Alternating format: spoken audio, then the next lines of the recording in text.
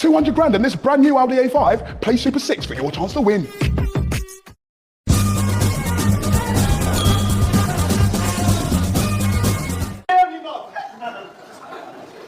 I can't.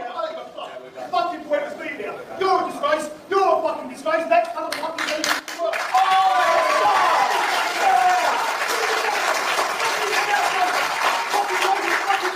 country of over 600 immigrants been housed in one place representing nearly 3% of the population, and what has the impact been on those areas with a high level of immigrants? And the third part, which I'm how is security in around the site going to protect the general population of the town when they are free to go and come and go as they please? And I would like you to answer those questions specifically, not wander around, okay? So specific answers.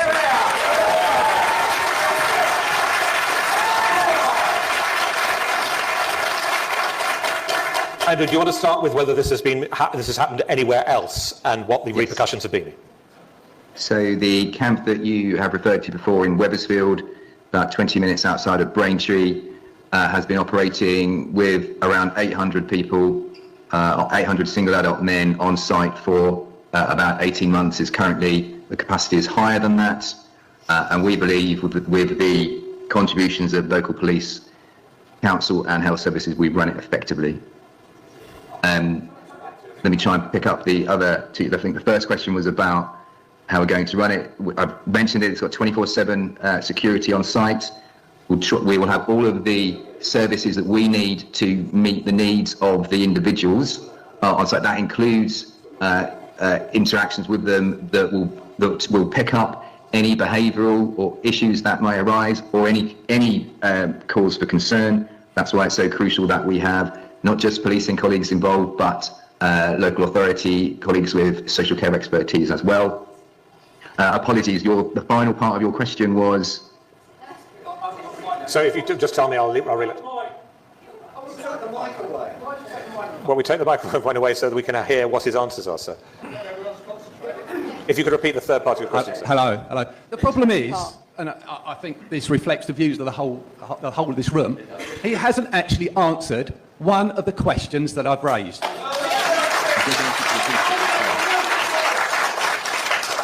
We'll come to the third one. How is security in and around the site going to protect the general population of the town when they are free to come and go from the camp as they please? I don't answer that question.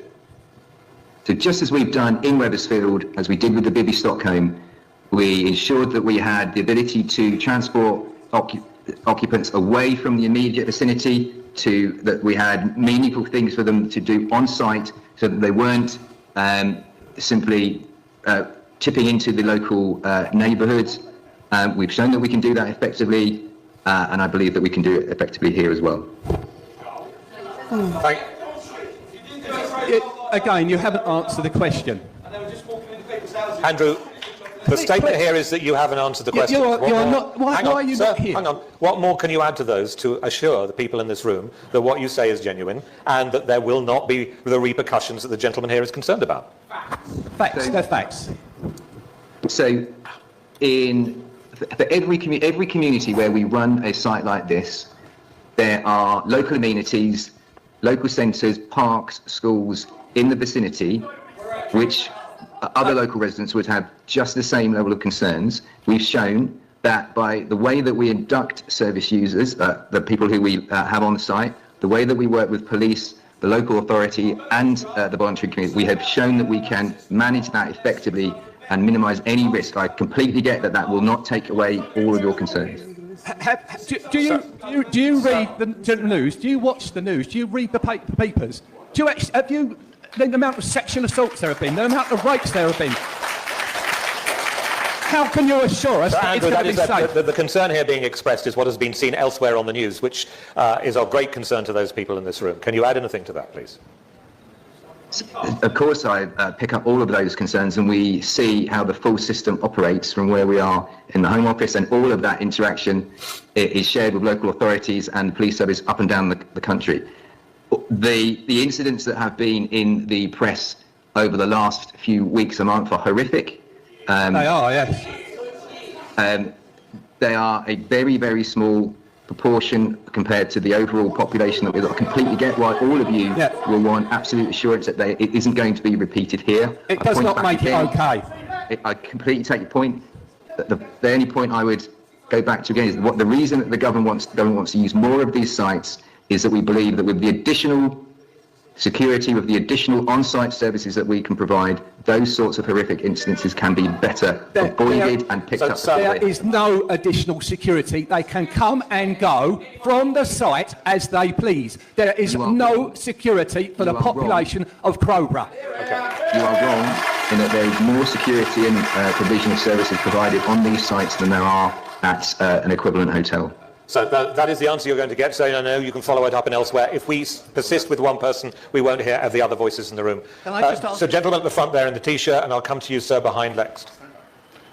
Right, my name's Sean Garner. I'm not, well, yeah, I've got a loud voice because I sing in the All Saints Church Choir, which is not represented in any way here tonight. I want a clear answer from every individual involved here, and I'd love to start with Rachel, if that'd be so bold. Is the welfare of the people of this country more important or less important than these individuals that have come in here illegally or illegally or legally? There's a debate, okay, but because I think it's important we all know, so then going forward we can make our decisions when we vote in the local elections, which have been deferred because of Nigel, don't know why. He'll win it. And I think it's really clear that we understand who you are, who you represent, so then we can make the informed choices going forward to then make this country better, because it is open borders like this, we'll end up in a minority, and we all know, you look at my wife's half Iranian, I know very well what goes on in countries like that, and it's a concern. And then not only that, but I'm not saying that, I'm talking about a specific religion, and some of my favourite politicians are actually Muslim, like So can we have a question from you, please? I have. So we'll repeat it and make sure the person you want to answer answers it. And, well, I just want to know from each individual whether you think we are less important than these people coming into this country who we don't know who they are. Because, so then we can understand how we vote going forward. I hear the question. Why are the priorities of those people being placed in the asylum more important than those who are resident here? Certainly not. Certainly not. Do you want to hear an answer? Then please let her answer. Have you ever wondered how some men over 60 still sleep like babies without running to the bathroom? Here's their... No. So the question was, are people coming from other places more important than people who live here? Clearly not. Do I think, the underlying question is, do I think this kind of accommodation for asylum seekers is a good idea? No, I don't. Do I think that it's great for communities? No. Do I think it's great for asylum seekers? No. I don't think this is the right solution for the well-being of all those people. This wasn't meant to be a political meeting. If you want me to talk about my political perspective, but that's a very different... That's not where we're going to go with this. And I'll tell you why. And the reason is, this is your opportunity to talk directly to the Home Office. Whether you feel they're answering your questions or not is another matter. Or I hear you, sir.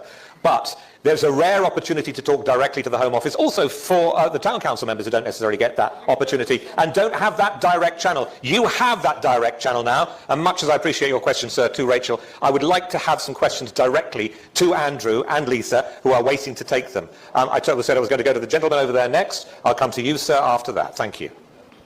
Thank you very much. Jack? That's my bad side, so can we switch over to the other side? No, this question for the Home Office. Well, maybe it's a clarification, so I'm going to use the full 155 that I've got left.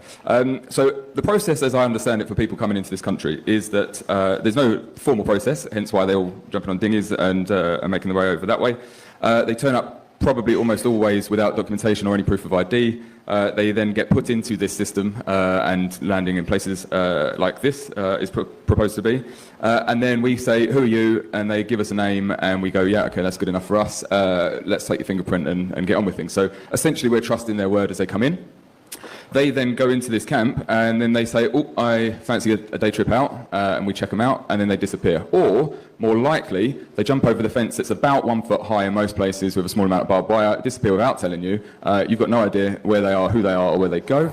And then when they don't return, you call them on the phone they didn't turn up with to find out where they are, or send them an email on the email address that they've given you that doesn't bounce to anywhere, and at which point they're essentially roaming completely free, with no tracking. So please ask your question directly. I've got 39 seconds, as you said at the beginning, to finish. So please let me finish my point.